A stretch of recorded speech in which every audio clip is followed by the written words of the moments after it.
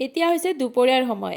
পাকঘৰলৈ আহি ভাবিলোঁ বিলাহী যিহেতুকে ইমানবোৰ আছে, আজি বিলাহীৰ এটা বেলেগ ধৰণৰ সোৱাদ লওঁ আৰু তাৰ বাবে মই কেৰাহীটো জুইত উঠাই দিলোঁ, পানী দিলোঁ আৰু তাত কেইটামান বিলাহী দিলোঁ আৰু বিলাহীৰ লগতে মই পিঁয়াজ দিলোঁ, নহৰু দিলোঁ আৰু আদা দিলোঁ আৰু এতিয়া ঢাকনিখন লগাই অকণমান সময়ৰ কাৰণে বইল হ'বলৈ দিলোঁ আৰু বেছি সময় নালাগে। বিলাহী যিহেতুকে কম সময়ৰ ভিতৰতে সিজি যায় আৰু এয়া মোৰ গোটেইখিনি হৈয়ে গ'ল। এতিয়া গোটেইখিনি এটা পাত্ৰত মই উঠাই ল'লোঁ আৰু বিলাহীকেইটা অকণমান সময়ৰ কাৰণে ঠাণ্ডা হ'বলৈ দিলোঁ আৰু ঠাণ্ডা হোৱাৰ পিছত বিলাহীকেইটাৰ বাকলিবোৰ গুচাই ল'লোঁ।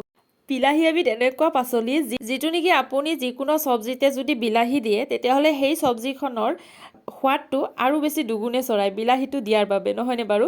আৰু ইয়াৰ লগতে মই কাজু বাদাম কেইটামানো লৈছিলোঁ। মই বিলাহী, পিঁয়াজ, নহৰু, আদা, কাজু বাদাম গোটেইখিনি এটা মিক্সি জাৰত দি দিলোঁ আৰু মই এটা পেষ্ট বনাই ল'লোঁ। এয়া চাওক মোৰ পেষ্টখিনি হৈ গ'ল আৰু এইবাৰ মই জুইত এটা কেৰাহী উঠাই দিলোঁ।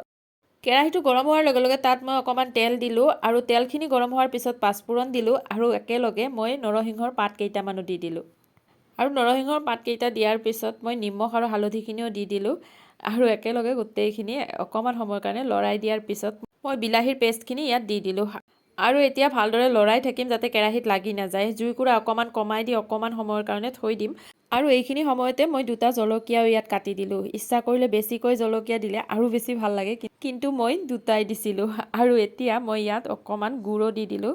এটা মিঠা মিঠা ভাৱ আহিলে আৰু বেছি ভাল লাগিব, নহয়নে বাৰু? আৰু এতিয়া একদম পানীখিনি শুকাই যোৱালৈকে মই পেষ্টখিনি কেৰাহীতে ৰাখিম আৰু এয়া মোৰ বিলাহীৰ চাটনি ৰেডি হৈ গ'ল। এনেদৰে বিলাহীৰ চাটনি আপোনালোকে কেতিয়াবা বনাইছেনে? যদি বনোৱা নাই এবাৰ বনাই খাই চাব আৰু মোক কমেণ্ট কৰি জনাব কেনে পায়। গতিকে আজিলৈ আহিলোঁ, বাই বাই।